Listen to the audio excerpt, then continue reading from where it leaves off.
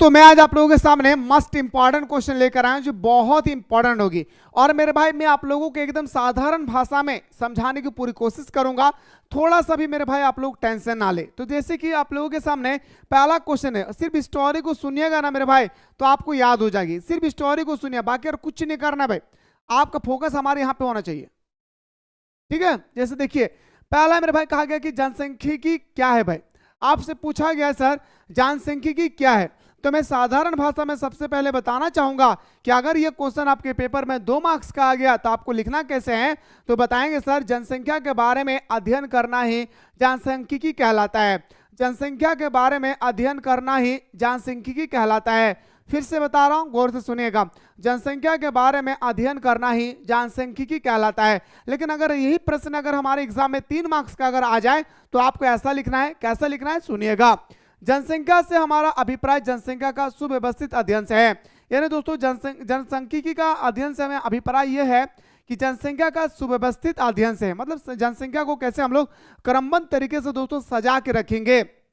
यानी छोटा बच्चा का अलग से जनसंख्या, हम लोग युवा जैसा अलग सा बच्चा जो 30 से 40 साल के बीच में उन लोग का अलग जनसंख्या, और जो बूढ़ा लोग है भाई उनका अलग जनसंख्या। यहाँ पे वही चीज कह रहा है मेरे भाई कि जनसांख्यिकी से हमारा अभिप्राय जनसंख्या का सुव्यवस्थित अध्ययन से है। इसे जानकीकी के नाम से भी जाना जाता है। मैंने अभी आपको जस्ट बताया कि जनसांख्यिकी को हम लोग जानकीकी के नाम से भी जानते हैं। क्या मेरे भाई, जनसांख्यिकी को हम लोग याद रखिएगा मेरे दोस्तों जानकीकी के नाम से भी जानते हैं। मेरे दोस्तों जनसांख्यिकी जो है ये 2 शब्दों से मिलकर बना है, याद रखिएगा। ये यूनानी भाषा से लिया गया है। कहाँ से मेरे भाई, ये हमारा पूरा का पूरा यूनानी भाषा से लिया गया है। कहाँ से, यूनानी भाषा से लिया गया है। यह यूनानी भाषा के 2 शब्दों डेमोस यानी कि जन और ग्राफी मतलब होता है कि लोग। यानी मेरे भाई इसका सीधा मतलब याद रखिएगा कि लोगों के बारे में अध्ययन करना ही जनसांख्यिकी कहलाता है। क्या, लोगों के बारे में अध्ययन करना ही जनसांख्यिकी कहलाता है। क्यों, क्योंकि ये हमारा यूनानी भाषा का शब्द है, ये 2 शब्दों से मिलकर बना है। डोमोस, डोमोस का अर्थ होता है जन यानी लोग, और ग्राफी का मतलब होता है दोस्तों लोगों का वर्णन। यानी मेरे भाई आपसे पूछा गया है कि अगर आपसे पूछा जाएगा कि सर जनसंख्या का मतलब क्या होता है, तो जनसंख्या के बारे में अध्ययन करना ही जनसांख्यिकी कहलाता है। जनसांख्यिकी के अंतर्गत किसी एक देश राज्य की जनसंख्या से संबंधित अनेक प्रवृत्ति व प्रक्रिया का अध्ययन किया जाता है। मेरे दोस्तों जनसंख्या किसी देश का प्रथम साधन होता है। किसी भी देश का प्रथम साधन कौन होता है भाई, तो बताएंगे सर हमारा जनसांख्यिकी होती है, हमारा जनसंख्या होता है। अगर जनसंख्या मेरे दोस्तों जैसे होगी आपके देश में वैसा ही आपका देश डेवलप करेगी। यहाँ पे वही चीज बताया जा रहा था कि जनसांख्यिकी के अंतर्गत किसी एक देश राज्य की जनसांख्यिकी से संबंध अनेक प्रवृत्ति व प्रक्रिया का अध्ययन किया जाता है। यानी दोस्तों जनसंख्या के मतलब होता है क्या, देश के अंदर में जितनी सारी जनसंख्या है उन सारी जनसंख्याओं के बारे में क्या किया जाता है मेरे भाई, अध्ययन किया जाता है। इन प्रक्रियाओं में जनसंख्या के आकार में परिवर्तन, जन्म, जनसंख्या की संरचना, जनसंख्या का स्ट्रक्चर क्या है, जनसंख्या में कितना जन्म हुई है, कितना लोगों का मृत्यु हुआ है, इसी तो दोस्तों इसी ढांचा को हम लोग क्या बोलते हैं भाई, जनसंख्यिकी के अध्ययन। समझ गए मेरे भाई। 1 साल के अंदर में या 5 साल के अंदर में या 10 साल के अंदर में सभी देशों का अलग अलग है। जैसे भारत का 10 के आधार पर जनसंख्या होती है भाई, तो मेरे भाई 10 साल के अंदर में जो हमारे कितने लोगों का मृत्यु हुआ, कितने लोगों ने जन्म लिए, कितने लोग दोस्तों इस दुनिया पर चले गए, कितना लोग जो है प्रवास कर गए, हमारे भारत छोड़कर अन्य देश चले गए, इन सब के अध्ययन को ही ना भाई हम लोग जनसांख्यिकी बोलते भाई। बस याद रखेगा, मैंने आपको स्टार्टिंग बताया अगर 1 मार्क्स का क्वेश्चन आया तो आप बताएंगे कि जनसंख्या के बारे में अध्ययन करना ही हमारा जनसांख्यिकी कहलाता है। और दोस्तों अगर 3 मार्क्स का आ जाएगा तो ऐसा आपको डेफिनेशन लिखना है भाई, ठीक है ना। बस मेरे भाई इतना साधारण आपको याद रखना है। जनसांख्यिकी का मतलब होता है कि जनसंख्या की संरचना, जनसंख्या का जन्म, जनसंख्या का मृत्यु, इनका गठन कैसे होगी इसके बारे में दोस्तों इसमें अध्ययन किया जाता है, ठीक है। पहला क्वेश्चन। दूसरा क्वेश्चन की अगर हम बात करें, दूसरा क्वेश्चन है सर आपके स्क्रीन पे कि पंचायत राज्य की 3 इकाई क्या है। मेरे दोस्त आप लोगों को पता है पंचायती राज्य व्यवस्था की शुरुआत मेरे भाई मैंने आप लोगों को बताया था कि 2 अक्टूबर, याद रखेगा 2 अक्टूबर 1959 को होता है भाई। 2 अक्टूबर 1959 को होता है। कब होता है मेरे भाई, 2 अक्टूबर 1959 को होता है। कहाँ पे, तो बताएंगे सर राजस्थान में। याद रखिए कहाँ पे, राजस्थान के कौन से जिला में, नागौर जिला में। याद रखिएगा मेरे भाई कौन से जिला में, तो बताएंगे सर नागौर जिला में, मैंने आपको बताया था। और साथ ही साथ ये भी बताया था कि ये कौन सा समिति के द्वारा बनाया गया था, बलवंत राय मेहता समिति। किसके द्वारा? बलवंत राय मेहता समिति। कितने स्तर के थे? त्रिस्तरीय थे, याद रखिएगा मेरे भाई। कौन सा समिति के तहत? बलवंत राय मेहता समिति के तहत, ठीक है ना भाई। तो देखिए मेरे भाई, पंचायती राज व्यवस्था कौन सा अनुसंधान में भाई, कौन सा आपसे पूछा जाएगा संशोधन में मेरे भाई? तो बताएंगे सर 73वें संविधान संशोधन, याद रखिएगा 73वें संविधान संशोधन, याद रखिए मेरे भाई, क्या संशोधन, याद रखना है भाई, ठीक है ना। तो इसी के बारे में पूछा गया कि पंचायत राज की 3 इकाई क्या है भाई? तो बताएंगे सर पहला इकाई की अगर हम लोग बात करें तो ब्लॉक स्तर पर प्रखंड समिति, क्या मेरे भाई? जिला स्तर पर जिला समिति, थोड़ा मिस्टेक हो गया भाई, ये हमारा दूसरा है, ये तीसरा होगा, ठीक है ना। जिला स्तर पर जिला परिषद, ब्लॉक स्तर पर ब्लॉक प्रखंड समिति और ग्राम स्तर पर ग्राम पंचायत। ये 3 जो होती है ना मेरे भाई, बहुत इंपॉर्टेंट होता है भाई, याद रखिएगा। और ये क्वेश्चन आपके पेपर में छपेगा, जैसे अभी आप लोग देख पा रहे हैं ना भाई, यहाँ पे वैसा ही दोस्तों आपके एग्जाम में D2 आपको देखने को मिलेंगे कि जिला स्तर पर जिला परिषद, ब्लॉक स्तर पर प्रखंड समिति और ग्राम स्तर पर ग्राम पंचायत। हम लोग गांव से हैं तो हम लोग ग्राम पंचायत है, जो शहरी इलाके से हैं तो प्रखंड समिति होगा, जो दोस्तों जिला से संबंधित होती है उनके लिए जिला परिषद हो गया। ये 3 दोस्तों हमारा याद रखिएगा क्या होती है, पंचायती राज व्यवस्था की इकाई होती है, ठीक है भाई। चलिए सर, ये बहुत ही आसान क्वेश्चन था, मैंने आपको बताया। ये दोस्तों पंचायती राज व्यवस्था ये सबसे पहले राजस्थान में स्थापित किया गया था 2 अक्टूबर 1959 को, बलवंत राय मेहता समिति। ये त्रिस्तरीय थे भाई, क्या त्रिस्तरीय थे भाई, याद रखिए। कौन सा स्तरीय थे? त्रिस्तरीय थे। त्रिस्तरीय का कौन कौन सा था? पहला स्तर में जिला स्तर पर जिला परिषद, ब्लॉक स्तर पर प्रखंड समिति और ग्राम स्तर पर ग्राम पंचायत, ठीक है। चलिए सर अगला क्वेश्चन बात करते हैं सर, अछूत क्या है भाई? अक्सर मेरे दोस्तों हम लोग देखते हैं समाज में अछूत लोगों को कहा जाता है मेरे भाई, ये अछूत है भाई। खास करके दोस्तों हम लोगों के हिंदू समाज में खास करके मेरे भाई हम लोगों को देखने को मिलता है क्या? अछूत। खास करके हम लोगों को देखने को मिलता है हिंदू समाज में अछूत। आखिर अछूत क्या है भाई? तो दोस्तों जब कोई जाति अन्य जाति से घृणा करे, या दोस्तों कोई छोटे छोटे जाति को दोस्तों दबूचे मतलब कुचले, है ना भाई। और जैसे मैं ब्राह्मण हूं, मैं शूद्र को कुचल रहा हूं, मैं शूद्र को दोस्तों शोषित कर रहा हूं, शूद्र को मैं टॉर्चर कर रहा हूं, तो ये शूद्र क्या है भाई? छूत हो गया। क्या हो गया? अछूत हो गया, ठीक है ना। सुनिएगा, भारतीय समाज में बहुत पहले से ही छूत और अछूत की स्थिति पाई जा रही है भाई। भारतीय समाज की अगर हम बात करें पहले से ही मेरे भाई, वर्तमान में नहीं भाई, पहले से ही, याद रखिएगा, भारतीय समाज में बहुत पहले से ही छूत और अछूत स्थिति पाई जा रही है। समाज में जो अछूत वर्ग के लोग हैं और बहुत ही दबे कुचले लोग हैं भाई, जो समाज में दोस्तों अछूत लोग होते हैं ना भाई, वो पूरा का पूरा दबे कुचले लोग होते हैं। क्या होता है? समाज में जो हमारा अछूत लोग होते हैं उसे दोस्तों दबाया जाता है। आप लोग अक्सर देखे होंगे मेरे भाई, जो लोअर कास्ट से होते हैं, जो SC ST होते हैं, उस पर क्या किया जाता है भाई? दबाया जाता है। बार बार क्या किया जाता है भाई? दबाया जाता है, ठीक है ना। तो समाज में जो अछूत वर्ग के लोग हैं और बहुत ही दबे कुचले लोग हैं, उनके अछूत के श्रेणी में रखा जाता है, जो पूरा दबा हुआ है, जिस पर समाज उस पर कोई दोस्तों केयर ही नहीं करता, समाज उस पर जो है ना ध्यान ही नहीं देते भाई। तो समाज में जो अछूत वर्ग के लोग हैं और बहुत ही दबे कुचले लोग हैं, उसे ही दोस्तों हम लोग अछूत के नाम से जानते हैं। निम्न वर्ग के लोग अछूत कहलाते हैं भाई। जो निम्न वर्ग के लोग होते हैं भाई, देखिए दोस्तों, जो हमारे भीमराव अंबेडकर, उनको भी दोस्तों पहले लोग क्या कहते थे? ये अछूत लोग हैं। क्या बोलते थे सर? इन्हें भी पहले लोग बोलते थे क्या? ये अछूत लोग हैं, ठीक है ना। तो जो निम्न वर्ग के लोग होते हैं ना, उसे अछूत कहा जाता है।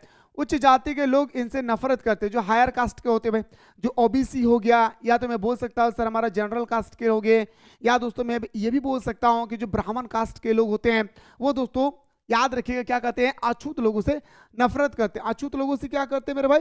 नफरत करते हैं भाई, ठीक है। उनके साथ खान पान और उठना बैठना नहीं करते भाई, याद रखिएगा। उनके साथ दोस्तों खान पान या उठना बैठना, जो हायर कास्ट के होते हैं, जैसे मैं ब्राह्मण हूं, तो मेरे भाई अछूत लोगों के साथ मैं उठना बैठना नहीं करूंगा। मैं अछूत लोगों के साथ दोस्तों उठना बैठना नहीं करूंगा भाई। साथ ही साथ मैं उससे खाना पीना भी नहीं खाऊंगा भाई। अगर वो फ्री में भी देगा ना मेरे भाई, मैं फिर भी उसके साथ खाना नहीं खाऊंगा, ठीक है। आइए सर, उनके साथ खाना पीना और उठना बैठना नहीं करते हैं, अतः उन्हें अछूत माना जाता है। अछूतों की समाज में स्थिति बहुत ही दयनीय स्थिति रही। अछूतों को कोई दोस्तों केयर ही नहीं करता है, ना तो समाज करती है और ना ही दोस्तों कोई नेता लोग हमारे अछूत समाज के लोगों को केयर करता है। ये सर हमारा था अछूत। क्या था मेरे भाई? अछूत था, ठीक है। जैसे अगला क्वेश्चन देखिए दोस्तों, बाजार किसे कहते हैं? याद रखेगा। आप इतना बड़ा डेफिनेशन देख रहे भाई, यहां से यहां पूरा का पूरा डेफिनेशन देख रहे हैं। मैं बताता हूं दोस्तों बाजार किसे कहते हैं, एकदम साधारण भाषा में मैं बता रहा हूं भाई बाजार किसे कहते हैं, और ऐसा ही लिखना है भाई, ऐसा ही लिखना है। बाजार वो स्थिति है, बाजार वो दशा है, बाजार उस क्षेत्र को कहा जाता है जहां पे क्रय और विक्रय दोनों वस्तु होती है भाई। मेरे बात को ध्यान से सुनिएगा, इतना बड़ा डेफिनेशन आपको नहीं देखना है भाई, जो मैं कह रहा हूं वो गौर से सुनिएगा। बाजार क्या है मेरे भाई, बाजार वह क्षेत्र होता है जहां पे वस्तु का क्रय और विक्रय दोनों होती है। जब कोई क्रेता और कब कोई विक्रेता एक वस्तु को बेचते समय, एक वस्तु को खरीदते समय जब दोनों दोस्तों मूल्य पर संतुलन हो जाते हैं तो उसी को हम लोग बोलते हैं बाजार। जैसे मैं बेचने वाला हूं, मैं बोल रहा हूं कि पालक का पत्ता 25 रुपया केजी है, और जो खरीदने वाले हैं भाई वो कहता है कि नहीं मैं 25 रुपया नहीं दूंगा, मैं 20 रुपया केजी दूंगा। तो दोस्तों मैं जब संतुष्टि हो जाता हूं ना, वो भी संतुष्टि हो गया 20 रुपया में, मुझे भी लगा कि हाँ मैं 20 रुपया में भी दूंगा तो मुझे प्रॉफिट होगा, तो दोनों के बीच में दोस्तों एक तालमेल बैठ गई और मैं अपने सामान को उनको दे दिया, तो वो हमारा कहलाता है बाजार, वो कहलाता है हमारा मार्केट। यानी वो बाजार वो क्षेत्र है जहां पे वस्तुओं का क्रय विक्रय होता है और किसी एक मूल्य पर क्रेता और विक्रेता दोनों क्या होती है भाई, दोनों संतुष्ट हो जाते हैं, उस क्षेत्र को हम लोग बाजार बोलते हैं भाई। उस जगह को हम लोग बाजार कभी नहीं बोलेंगे कि जहां पे मैं बोल रहा हूं कि 25 रुपया ही लूंगा और वो दोस्तों बोल रहे हैं मैं 20 रुपया दूंगा, और वो मैं बोलता है दोस्तों कि मैं 20 रुपया में अगर नहीं देंगे तो मैं बाजार को छोड़कर चला जाऊंगा, तो फिर वो बाजार नहीं है। हमारे नजर में तो बाजार है पर समाज शास्त्र के अंदर में वो बाजार नहीं है भाई। बाजार वह स्थिति होती है जहां पे वस्तुओं का क्रय विक्रय होता है और साथ ही साथ एक मूल्य पर दोनों क्रेता और विक्रेता दोनों जब संतुष्ट हो जाते हैं तो उसे हम लोग बाजार बोलते हैं भाई। ठीक है, चलिए सर आगे देखिए मेरे भाई, संस्कृतिकरण क्या है भाई। संस्कृतिकरण के जनक कौन है, सबसे पहले आप लोग जानिए किसे संस्कृतिकरण का जनक कौन है मेरे भाई। देखिए मेरे दोस्तों, संस्कृतिकरण का जनक किसे बोलते सुनिएगा। समाजशास्त्री एन श्रीनिवास के अनुसार संस्कृतिकरण वह प्रक्रिया है जिसके द्वारा कोई निम्न हिंदू जाति या कोई जनजाति अथवा अन्य समूह किसी उच्च और प्राय द्विज जाति की दशा में अपने रीति रिवाज, कर्मकांड, विचारधारा और जीवन पद्धति को बदलता है। याद रखिएगा संस्कृतिकरण क्या है मेरे भाई, मैं आप लोगों को बताता हूं देहाती भाषा में, फिर मैं आप लोगों को लेकर चलूंगा सोशियोलॉजी में। संस्कृतिकरण का मतलब होता है दोस्तों कि मैं जैसे एग्जांपल दे रहा हूं भाई कि अभी लोग जो है ना भाई, पहले जो लड़कियां होती थी ना वो पूरा बदन से मतलब सर से लेकर पांव तक अपने बदन को ढक कर रखती थी, अपने शरीर को ढक कर रखती थी। ठीक है, अब दोस्तों दुनिया डेवलप हुई, लड़कियां आज छोटे छोटे बिकनी पहन रही है, एकदम छोटे छोटे, कमर को लचका लचका के मेरे भाई क्या करती है भाई, कितना लड़का को एक्सीडेंट कर दिया पता नहीं मेरे भाई, है ना। कितने सारे लड़काओं को सड़क पे एक्सीडेंट क्या है, इस दो को बाल ने ना जाने मेरे भाई कितना माँ बाप का साया उजड़ किया है भाई, है ना। ऐसा नहीं करेंगे, मुझे पूरा विश्वास है आप लोग अच्छे इंसान है भाई। तो दोस्तों संस्कृतिकरण क्या है कि पहले समाज, हमारे समाज में लड़की लोगों का हो या महिलाओं का हो या हमारे मामा या हमारा दादी हो या दोस्तों हमारा पापा हो, सॉरी हमारा जो माता है, वो क्या करते थे अपने पूरे सर से लेकर पांव तक ढक के रखते थे। आज दुनिया डेवलपिंग हुआ और हम फॉरेन कंट्री दोस्तों, हम विदेशी कल्चरल को अपना रहे, हम क्या कर रहे हैं भाई, छोटे छोटे कपड़े पहन रहे, छोटे छोटे कपड़े बिकनी पहन रहे हैं मेरे भाई, छोटे छोटे बिकनी पहन रहे हैं। तो हमारा क्या हो रहा है भाई, संस्कृतिकरण क्या हो रहा है, हमारा डैमेज हो गया, हमारा जो ग्रामीण संस्कृतिकरण था वो पूरी समाप्त हो गई और मैंने विदेशी संस्कृतिकरण को अपनाया। यहाँ पे वही चीज आपसे कह रहा है भाई, ठीक है, यहाँ पे आपसे यही चीज मेरे भाई आपसे कहा जा रहा है क्या कि समाजशास्त्री एन श्रीनिवास के अनुसार संस्कृतिकरण वह प्रक्रिया है, संस्कृतिकरण वह प्रक्रिया है जिसके द्वारा कोई निम्न हिंदू जाति, कोई भी हिंदू जाति हो या कोई और कोई अन्य जनजाति हो अथवा अन्य समूह का मतलब दोस्तों कोई भी समूह हो गया है भाई, किसी उच्च व प्राय द्विज जाति की दशा में अपने रीति रिवाज, कर्मकांड, यज्ञ करना, पूजा पाठ करना, दुआ करना, कर्मकांड व विचारधारा, अपने विचारधारा और जीवन पद्धति को बदलता है। संस्कृतिकरण में नए विचारों और मूल्यों का ग्रहण किया जाता है। संस्कृतिकरण में क्या होता है भाई, नए विचारों और मूल्यों का ग्रहण किया जाता है। मैंने अभी आपको बताया कि पहले लड़की लोग नया नया कपड़े पहनते थे, सॉरी मेरे दोस्तों पहले के लोग जो थे साड़ी और सलवार सूट पहनती थी लड़की लोग, दोस्तों आज क्या कर रहे हैं, छोटे छोटे पहन रहे हैं। तो क्या हो रहा है सर, हमारे विचार जो है इसमें हमारे विचार और मूल्यों में क्या हो रहा है भाई, ग्रहण किया जा रहा है। संस्कृतिकरण नए और उत्तम विचार, संस्कृतिकरण का मतलब होता है दोस्तों कि हम अपने आप को कैसे और विकसित करें, सीधा बात याद रखिएगा। संस्कृतिकरण का मतलब होता है कि हम अपने आप को कैसे विकास की राह पर लेकर चले, that is called of cultural way. ठीक है, बस एकदम साधारण भाषा में याद रखिएगा। जरूरी नहीं है कि जो दिया हुआ है उसी को हम लोगों को देखना है, जरूरी नहीं है मेरे भाई कि जो दिया हुआ है सिर्फ उसी को देखना है, ठीक है ना, जो दिया हुआ है सिर्फ उसी को देखना है, ऐसा जरूरी नहीं है। बस मेरे भाई समझने की स्टाइल होनी चाहिए, बस आप लोग क्या होना चाहिए मेरे भाई, समझने की स्टाइल होनी चाहिए। जैसे अगला क्वेश्चन देखिए मेरे भाई, धार्मिक अल्पसंख्यक क्या है भाई, धार्मिक अल्पसंख्यक आपसे पूछा गया कि क्या है, तो सामान्य बोलचाल की भाषा में भारत में जो लोग अल्पसंख्यक में है उन्हें अल्पसंख्यक कहते हैं। अल्पसंख्यक जैसे हमारा एससी हो गया, एसटी हो गई, एससी हो गया, एसटी हो गया, अल्पसंख्यक ओबीसी हो गया, अदर बैकवर्ड कास्ट, ठीक है ना। तो सामान्य बोलचाल की भाषा में भारत में जो लोग अल्पसंख्यक में हैं उन्हें अल्पसंख्यक कहते हैं।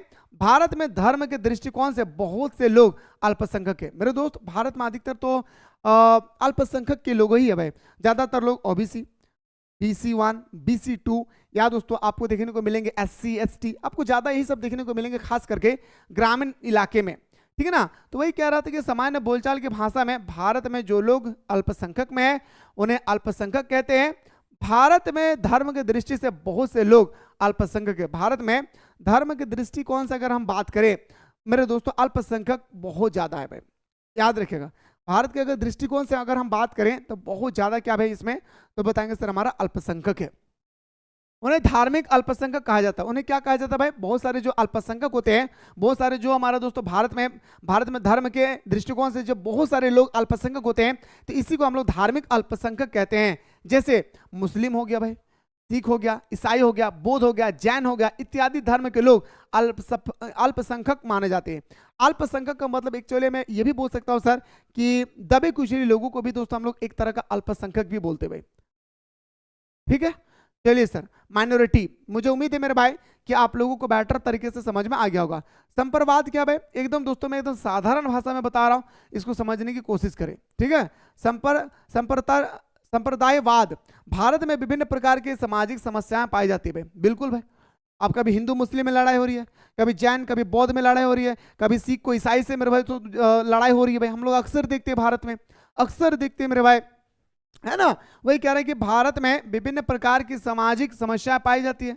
भारत में विभिन्न प्रकार की सामाजिक समस्या पाई जाती है जिनमें संप्रदायवाद भी एक बड़ी समस्या है। जब कोई व्यक्ति अपने विशेष जाति और धर्म तथा संप्रदाय के प्रति अधिक आस्था और लगाव रखता है और समाज के दूसरे लोगों को अपने बराबर नहीं मानता है तो इसे संप्रदायवाद कहा जाता है। देखिए दोस्तों एकदम मैं साधारण भाषा में बता रहा हूं, इसे समझने की कोशिश कीजिएगा।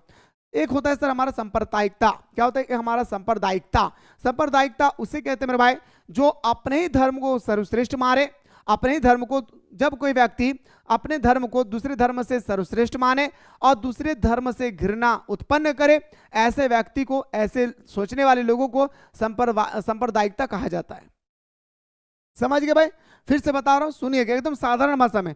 जब कोई व्यक्ति अपने धर्म को दूसरे धर्म से सर्वश्रेष्ठ मानते हैं और दोस्तों वो दूसरे धर्म से घृणा उत्पन्न करते हैं तो उसे हम लोग सांप्रदायिक कहते हैं भाई। क्या बोलते हैं उसे हम लोग, सांप्रदायिकता कहते हैं, ठीक है। समझ गए भाई। जैसे मैं हिंदू हूं, मैं मुस्लिम को कोरा छी छी कैसा मुस्लिम है भाई, मैं हिंदू हो रहा है, हिंदू धर्म देखो कितना महत्वपूर्ण है, कितना महत्वपूर्ण है। मैं मुस्लिम हूं, मैं हिंदू धर्म से घृणा कर रहा, छी कैसे हम हिंदू धर्म, छी कैसे हैं, है ना भाई। और हम अपने धर्म को सर्वश्रेष्ठ मान रहे हैं तो ये भी हमारा क्या कहलाएगा भाई, तो हमारा सांप्रदायिकतावाद कहलाएगा। ये तो साधारण भाषा में समझने की कोशिश कीजिए, एकदम दोस्तों एकदम साधारण लैंग्वेज बता रहा हूं। और ऐसे ही आपको एग्जाम में भी लिखना है। जब आप दोस्तों आप अपने तरफ से एग्जाम हॉल में लिखेंगे ना, एग्जामिनर पढ़ के उनका दिल गार्डन गार्डन हो जाएगा, एग्जामिनर पढ़ के उनका दिल पूरी तरह से गार्डन गार्डन हो जाएगा भाई, ठीक है। बस और कुछ नहीं करना भाई, बस इतना याद रखिएगा, जब कोई व्यक्ति दूसरे धर्म से ज्यादा अपने धर्म को महत्व देता है, दूसरे धर्म के प्रति घृणा उत्पन्न करते हैं तो ऐसे व्यक्ति को सांप्रदायिकता कहा जाता है भाई, याद रखिएगा, सीधा बात भाई, याद रखिएगा, ठीक है ना। दबाव समूह क्या है मेरे भाई, याद रखिएगा। दबाव समूह के बारे में आज ये सर बात करते हैं कि है क्या। दबाव समूह ऐसा संगठन है जो औपचारिक रूप से राजनीतिक प्रक्रिया में भाग नहीं ले सकता है भाई, भाग लेते ना ही अपने उम्मीदवार खड़े करते भाई, इसके बजाय वे अपने सदस्यों के हितों की प्राप्ति के लिए राजनीति को प्रभावित करते हैं। वर्तमान समय में नागरिक समाज संगठनों को प्रमुख दबाव समूह के रूप में देखा जाता है। दोस्तों आज मेरे भाई दबाव समूह क्या है देखेंगे, दबाव समूह के बारे में सुनिएगा। दबाव समूह ऐसा संगठन है, दबाव समूह क्या है भाई, प्रेशर ग्रुप क्या है भाई? एक तरह का हमारा एक हमारा क्या भाई, एक हमारा दोस्तों संगठन है। याद रखिएगा क्या है मेरे भाई, एक तरह का हमारा क्या है भाई, तो बताएंगे सर हमारा एक संगठन है भाई, ठीक है ना, हमारा क्या है भाई, एक संगठन है भाई, ठीक है ना। दबाव समूह ऐसा संगठन है जो औपचारिक रूप से राजनीतिक प्रक्रिया में भाग नहीं लेते हैं, भाग नहीं लेते, ना ही अपने उम्मीदवार खड़े करते हैं। दबाव समूह राजनीति में भी भाग नहीं लेगा। मुझे नहीं जाना है बीजेपी में, मुझे नहीं जाना है कांग्रेस में, मुझे नहीं जाना है आरजेडी में, मुझे नहीं जाना है जेएमएम में, मुझे किसी पार्टी में जाना नहीं है, और ना ही अपने उम्मीदवार खड़े करते हैं, और ना ही मैं किसी को मुखिया बनाऊंगा, ना मैं किसी को मुख्यमंत्री बनाऊंगा। मेरा काम है, मैं दबाव समूह हमेशा गलत काम करेंगे, मैं प्रेशर डालूंगा। एक तरह का देखा जाए तो विपक्ष की तरह काम करता है, यानी कोई अगर काम कर रहे हैं, अगर गलत किए तो मैं अड़चन लगाऊंगा कि आप सरकार को धोखा दे रहे। सरकार ने आपको पैसा दिया 2 लाख रुपया, आप सड़क बनाए 1 लाख रुपया, सरकार को आप धोखा दिए, आप गलत गिट्टी का, गलत सीमेंट का, गलत बालू का इस्तेमाल किया। समझ गए भाई? तो उम्मीदवार खड़ा करना ही उम्मीदवार खड़ा करते हैं, इसके बजाय वे अपने सदस्यों के हितों की प्राप्ति के लिए राजनीति को प्रभावित करते हैं। वर्तमान समय में नागरिक समाज संगठनों के प्रमुख दबाव समूह के रूप में देखा जाता है भाई। आज नागरिक को ही दोस्तों हम लोग, नागरिक समाज को ही दोस्तों हम लोग क्या बोलते हैं, सामाजिक दबाव समूह का संगठन बोलते हैं। आज हमारे जो नागरिक समाज जो होते हैं ना भाई, नागरिक जो हमारे समाज जितने सारे लोग हैं नागरिक है भाई, हम लोग समाज के अंदर में रहते हैं, तो इसी संगठन को ना भाई दबाव समूह कहा जाता है। इसी संगठन को क्या कहा जाता है भाई, दबाव समूह। हमें तो शौक नहीं है कि हम मुख्यमंत्री बने, हमारे शौक तो नहीं हम प्रधानमंत्री बने, लेकिन दोस्तों हम पर क्या किया जा रहा है, दबाया जा रहा है भाई। यहाँ गलत करेंगे हम बोलेंगे भाई, इसे बोलते हैं दोस्तों दबाव समूह। आइए सर अब बात करते हैं सर हमारा बिरसा आंदोलन से आप क्या समझते हैं। आइए गुरुजी, बिरसा आंदोलन, बिरसा मुंडा को झारखंड राज्य में बहुत आदर एवं सम्मान प्राप्त है भाई। बिल्कुल भाई, बिरसा मुंडा के जन्म के दिन ही मेरे दोस्तों झारखंड का गठन भी होती है भाई, हम सभी को पता है मेरे भाई, है ना। सुनिएगा, तो बिरसा मुंडा को झारखंड राज्य में बहुत आदर एवं सम्मान प्राप्त है। छात्रावस्था में भूमि आंदोलन के समय इनका मिशनरी से मतभेद हो गया। मेरे दोस्तों सुनिएगा, क्या हुआ ना, जब वो छात्रावस्था में थे, कौन, जब हमारा बिरसा मुंडा छात्र थे, जी हाँ, जब हमारा बिरसा मुंडा छात्र थे ना मेरे भाई, तब क्या हो गया मेरे भाई, वो छात्र अवस्था में ही उनको लगा, अरे मेरे भाई मेरे भूमि को ना पूरी तरह से छीना जा रहा है। जब वो छात्र थे, हम जैसे ये स्टूडेंट्स थे, तब उनको लगा कि हमारे भूमि जो है ना छीना जा रहा है, हमारा जो धरती है वो छीना चाह रहा है। तब उन्होंने कहा कि मैं भूमि के आंदोलन के समय इनका मिशनरी से मतभेद हो गया। उन्होंने दोस्तों में कहा कि मैं आंदोलन करूंगा, मेरा जमीन को क्यों छीनेगा भाई, हमारे आदिवासी समाज के जमीन को क्यों छीनेगा, कोई हमारे जमीन को क्यों छीनेगा भाई। अब दोस्तों मिशनरी एक कंपनी थी, मिशनरी से उसका मतभेद हो गया और उन्हें स्कूल से निकाल दिया गया, और उसको दोस्तों क्या कर दिया गया, जो हमारा बिरसा मुंडा था उसको स्कूल से निकाल दिया गया। वे लोगों को उपदेश देने लगे, जनता में वे अत्यंत लोकप्रिय हो गए, और लोगों को दोस्तों ये उपदेश देते थे, अच्छा बनो, जरूरी नहीं कि आप स्कूल में पढ़ रहे तो आप अच्छा बनेंगे, स्कूल एक हमारा क्या है डिसिप्लिन है, बाकी आपके अंदर में नॉलेज एक्स्ट्रा होनी चाहिए। आज हमारी जो जमीन को हड़प रहा है, हमारे आंखें नहीं खुल रही है, एक समय ऐसे आएगी कि हमारे घर द्वारों को भी तोड़ दिया जाएगा, जैसा भी बीजेपी की सरकार कर रही है, तो आप क्या कर लेंगे। तो लोगों के अंदर में दोस्तों उन्होंने ये क्या दिया, उपदेश देना शुरू किए। बिरसा मुंडा लोगों को ये उपदेश दिया कि हमारी जमीन को छीना जा रहा है, हमारी जमीन को बचाया जाए, ठीक है, हमारी जमीन को छीना जाएगा, हमारे जमीन को छीन लिया जाएगा, कल दिन जाके हमारे घर द्वार को भी छीना जाएगा, तो फिर हम लोग रहेंगे कहाँ।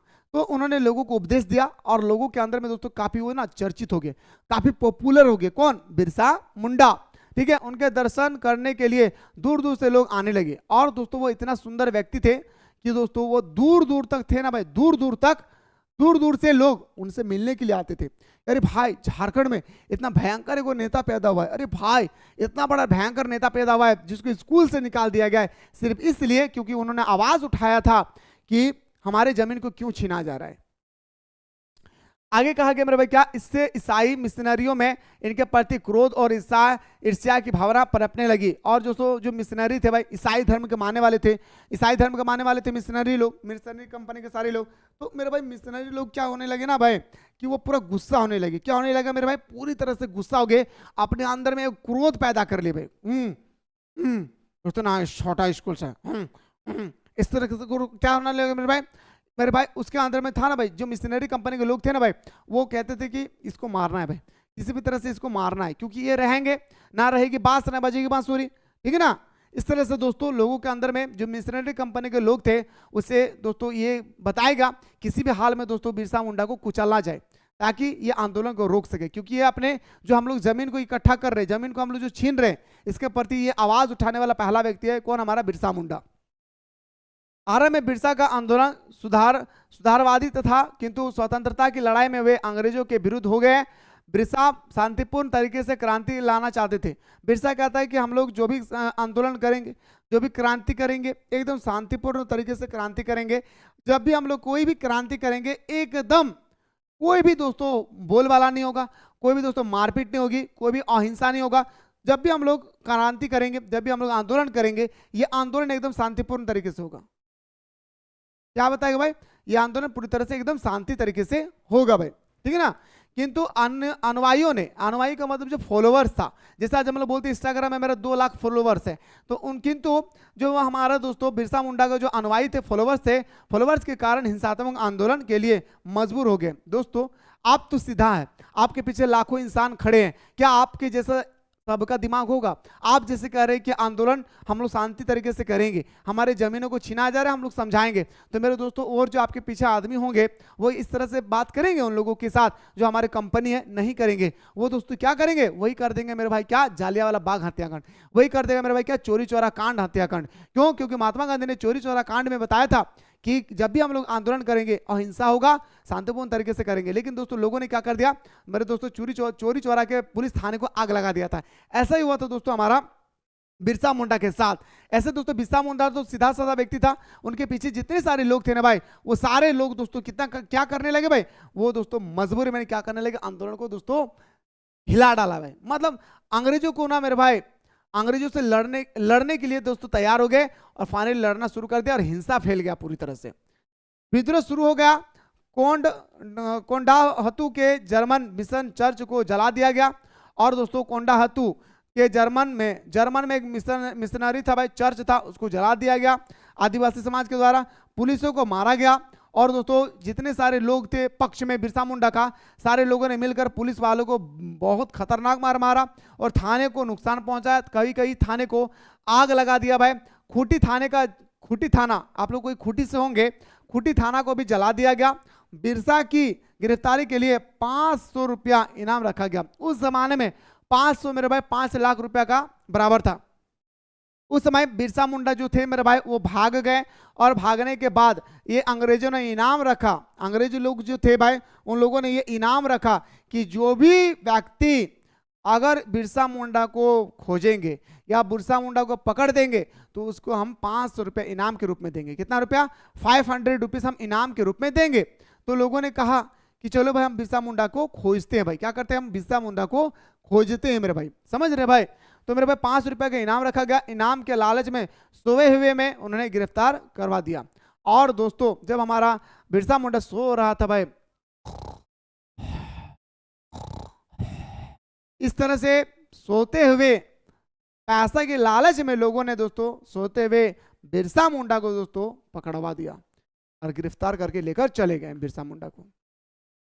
ठीक है भाई, ये था सर हमारा बिरसा मुंडा। कौन था मेरे भाई? बिरसा मुंडा। धर्मनिरपेक्षता क्या है भाई? मैं एकदम साधारण भाषा में बता रहा हूं मेरे दोस्त, इसको एकदम समझिएगा भाई। एकदम जैसे मैं बता रहा हूं वैसे ही आपको लिखना है भाई, एकदम साधारण भाषा में, थोड़ा सा भी आपको टेंशन नहीं लेना है। धर्मनिरपेक्षता क्या है सुनेगा। सेकुलरिज्म। देखिए दोस्तों भारत एक धर्मनिरपेक्ष देश है। धर्मनिरपेक्ष का अर्थ होता है कि देश का अपना कोई धर्म नहीं है। क्या बताया मैंने? कितना सुंदर कि भारत एक धर्मनिरपेक्षता वाला देश है। भारत एक धर्मनिरपेक्षता वाला देश है। धर्मनिरपेक्ष का अर्थ होता है कि देश का अपना कोई धर्म नहीं है। कोई भी व्यक्ति किसी भी धर्म को अपना सकता है और किसी भी धर्म को दोस्तों वो छोड़ सकता है। और जब कोई धर्म को आप अपना लेते हैं तो उस धर्म का प्रचार प्रसार भी कर सकते हैं। उस धर्म का आप प्रचार प्रसार भी कर सकते हैं। सरकार इस पर, कोई नेता आप पर, कोई पुलिस वाले आप पर कोई कार्रवाई नहीं करेंगे। आपको जो मन चाहे आप उसी धर्म को अपना ले। इसी को बोलते हैं सर हमारा धर्मनिरपेक्षता। जैसे मैं हिंदू हूं, मैं मुस्लिम बन जाऊं, मैं सिख हूं, मैं क्रिश्चियन बन जाऊं, मुझे किसी से कोई परमिशन लेने की जरूरत नहीं है। ना कोई मुझे मारेंगे ना मुझे कोई डांटेंगे। अरे मैं तो हिंदू हूं तो मैं मुस्लिम बन गया हूं, मैं मुस्लिम हूं तो मैं हिंदू बन गया हूं। बनने के तो दूर के बाद इसका हम लोग प्रचार प्रसार भी कर सकते हैं। इसका हम लोग प्रचार प्रसार भी कर सकते हैं भाई, याद रखिएगा। समझ गए मेरे भाई? चलिए सर बहुत ही आसान है, बस जैसे मैं बताया भाई वैसा ही मेरे भाई आपको याद रखना है भाई, जैसे मैंने बताया वैसा ही आपको याद रखना है। फिर से बता रहा हूं, सुनिएगा। भारत एक धर्मनिरपेक्ष वाला देश है। धर्मनिरपेक्षता का अर्थ होता है कि देश का कोई अपना धर्म ना होना। कोई भी व्यक्ति किसी भी धर्म को अपना सकता है। मान के चलिए दोस्तों कि मैं मोहन हूं, मैं मोहन से मोबिन बन सकता हूं, मैं मोबिन हूं तो मैं राकेश बन सकता हूं। कोई भी कर्मचारी, कोई भी कानून हमें रोक नहीं सकता है। और धर्म को तो मैं ग्रहण क्या ही क्या हूं, साथ ही साथ इसका प्रचार प्रसार भी मैं कर सकता हूं, कोई मुझे कुछ कहेंगे नहीं भाई। ठीक है, ये सर हमारा धर्मनिरपेक्षता। आइए सर आप लोगों के सामने सबसे पहला एक क्वेश्चन जो बताऊंगा, जो आप लोगों को मैं ज्योग्राफी में भी पढ़ाया था और दोस्तों आपका सोशियोलॉजी में भी आएगा, यानी समाजशास्त्र में। एकदम दोस्तों साधारण भाषा में नोट्स बनाते समय एक तरफ लिखेंगे मेरे भाई ग्रामीण, हाँ भाई एक तरफ लिखेंगे ग्रामीण और एक तरफ लिखेंगे नगरीय। नगरी को ही मेरे भाई क्या बोलते हैं भाई, शहरी बोलते हैं। मेरे दोस्त अगर मैं आपसे पूछूंगा ये बाबू बताओ कि नगरीय और मतलब गांव और शहर में क्या अंतर है, मैं आपसे पूछता हूं देसी भाषा में, आप कहेंगे सर गांव के लोग जो है अशिक्षित होते हैं, शहर के लोग शिक्षित होते हैं। गांव के लोग किसान खेती बाड़ी ज्यादा करते हैं और जो हमारा शहर के लोग बिजनेस ज्यादा करते हैं। आप कहेंगे सर गांव में ज्यादा देखने को मिलता है कूड़ा कचरा, शहर जाओगे तो साफ सुथरा देखने को मिलेंगे। गांव में कम जनसंख्या होती है, शहर में ज्यादा जनसंख्या होती है। आप यही कहेंगे ना भाई, गांव में अस्पताल स्कूल की सुविधा नहीं हो पाती है सही तरीके से, शहर में स्कूल अस्पताल की सुविधा अच्छी तरह से होती है भाई। आप यही अंतर बताएंगे ना, और कुछ अंतर तो आप नहीं बता सकते भाई। कितना साधारण आंसर है। इसी तरह से दोस्तों आपको लिखना भी है। सुनिए भाई, गांव और शहर में क्या अंतर है भाई। पहला अंतर बताइएगा मेरे भाई कि गांव के लोग, गांव की जनसंख्या कम होती है, शहरों की जनसंख्या अधिक होता है। दूसरा पॉइंट, गांव की जनसंख्या घनत्व कम होता है, शहरों का जनसंख्या घनत्व अधिक होता है। गांव के लोग प्राथमिक क्रियाकलाप पर निर्भर होती है, जैसे हमारा लकड़ी काटना, खनन करना, शिकार करना, पशुपालन, पशुचरण, व्यापार, सॉरी उसके बाद हमारा कृषि करना, खेती करना, ये सब हमारे ग्रामीण इलाके के लोग हैं। जबकि दोस्तों शहरी इलाके के लोग द्वितीय क्रियाकलाप पर निर्भर होती है। द्वितीय क्रियाकलाप का मतलब होता है सर क्या, जैसे विनिर्माण करना, कच्चे मालों से पक्का माल की तैयारी करना, इसे हम लोग बोलते हैं क्या दोस्तों, विनिर्माण। गांव के लोग दोस्तों अशिक्षित होते हैं, ग्रामीण इलाके के ज्यादातर लोग अशिक्षित होते हैं, शहरी इलाके के ज्यादातर लोग शिक्षित होते हैं। गांव का क्षेत्र क्या होता है भाई, सुख सुविधा से परिपूर्ण होता है, सॉरी गांव का जो क्षेत्र होता है सुख सुविधा से अपूर्ण होता है, मतलब यहाँ पे सुख सुविधा नहीं होती है। शहरों में सुख सुविधा का परिपूर्ण होता है, चाहे आप अस्पताल ले तो दोस्तों कॉलेज ले, स्कूल ले, कोई भी क्षेत्र में मेरे भाई क्या होता है गांव की तुलना में शहर विकसित होती है। ये आपको अंतर लिखना है भाई, मजा आ जाएगा जब अंतर लिखेंगे तो। ठीक है भाई, आपको मजा आ जाएगा दोस्तों जब आप अंतर लिखेंगे तब। ठीक है, देखिए जैसे मैंने आपको अंतर बताया वैसा ही लिखना है। 5-6 पॉइंट बताया भाई। पहला क्या बताया, गांव के लोगों की जनसंख्या कम होती है, नगरों की जनसंख्या अधिक होता है। गांव का जनसंख्या घनत्व कम होता है, नगरों का जनसंख्या घनत्व ज्यादा होता है। गांव के ज्यादातर लोग अशिक्षित है, नगरों के ज्यादातर लोग शिक्षित है। गांव का क्षेत्र सुख सुविधा से अपूर्ण होता है, नगरीय जनसंख्या के ज्यादातर लोग सुख सुविधा से परिपूर्ण होता है भाई। गांव के लोग प्राथमिक क्रियाकलाप पर निर्भर होती है, शहरों जो हमारा नगरीकरण है यह हमारा द्वितीय क्रियाकलाप पर निर्भर होती है। हो तो क्या भाई, कितना सिंपल बता दिया भाई, इतना सिंपल बताया, मैं क्या बताऊं भाई, इतना सिंपल बता दिया। ऐसा ही आपके एग्जाम में ज्योग्राफी में भी आएगी और आपका सोशियोलॉजी में भी आएगी, यानी समाजशास्त्र में। ठीक है ना। क्या कहा गया देखिए मेरे भाई, यहाँ पे अगर डेफिनेशन की अगर हम लोग बात कर लेते, क्या कहा गया कि व्यक्तियों का वैसा समूह जो गांव में रहते हैं और कृषि पर निर्भर रहता है उसे ग्रामीण समाज का कहा जाता है। ग्रामीण समाज, यहाँ पे समाज शब्द लगा हुआ है, थोड़ा गौर कीजिएगा मेरे भाई, यहाँ पे क्या लगा हुआ है भाई, समाज शब्द लगा हुआ है। तो आपको डेफिनेशन देना होगा, व्यक्ति का वह वैसा समूह, कोई भी व्यक्ति का वह ग्रुप जो गांव में रहता है, जो कहां पे रहता है मेरे भाई, गांव पे रहता है और कृषि पर निर्भर रहता है। और किस पर निर्भर रहता है मेरे भाई, तो कृषि पर निर्भर रहता है, उसे ग्रामीण समाज कहा जाता है। उसे क्या कहा जाता है मेरे भाई, ग्रामीण समाज कहा जाता है। ग्रामीण समाज का मुख्य पैसा क्या भाई, कृषि भाई। ग्रामीण समाज का मुख्य पैसा, पैसा का मतलब दोस्तों को क्या होता है भाई, पैसे नहीं भाई, यहाँ रुपया नहीं, पैसा का मतलब होता है धंधा। गांव के मुख्य समाज का मुख्य धंधा क्या भाई, कृषि करना। डाउट, नो डाउट सर, बहुत सुंदर तरीके से मैंने बताया भाई। वैसा समाज जो गांव की अपेक्षा कस्बों या शहरों में निवास करते हैं, गांव में नहीं रहेंगे भाई, हम जाएंगे शहर की ओर, तो क्या होगा भाई, समाज शहर नगरी समाज हो गया भाई वो। ठीक है, नगरीय समाज कहलाता है। यह समाज ऐसा यह समाज ऐसे तरीके का प्रयोग करते हैं कि कृषि आधारित निवास क्षेत्र शहरी विकास क्षेत्र में परिवर्तन हो जाता है। अतः ग्रामीण और नगरीय समाज में अंतर यही था भाई। ये आपको ग्रामीण और नगरीय समाज में अंतर बताना भाई, जैसे मैंने आपको अंतर बताया अभी। उम्मीद करता मेरे भाई कि आप लोगों को बहुत ही साधारण भाषा में मैं समझाने की कोशिश किया हूं। आप लोगों को बेटर तरीके से दोस्तों समझ में आ गया होगा, कहीं कोई तकलीफ नहीं होना चाहिए भाई। ठीक है भाई, चलिए सर अगला क्वेश्चन में बात करते सर। अगला क्वेश्चन है सर हमारे क्या, मल्थस के जनसंख्या सिद्धांत पर चर्चा करें। क्या मेरे भाई, मल्थस एक व्यक्ति है मेरे भाई। क्या है भाई, मल्थस एक हमारा क्या है भाई, व्यक्ति है भाई।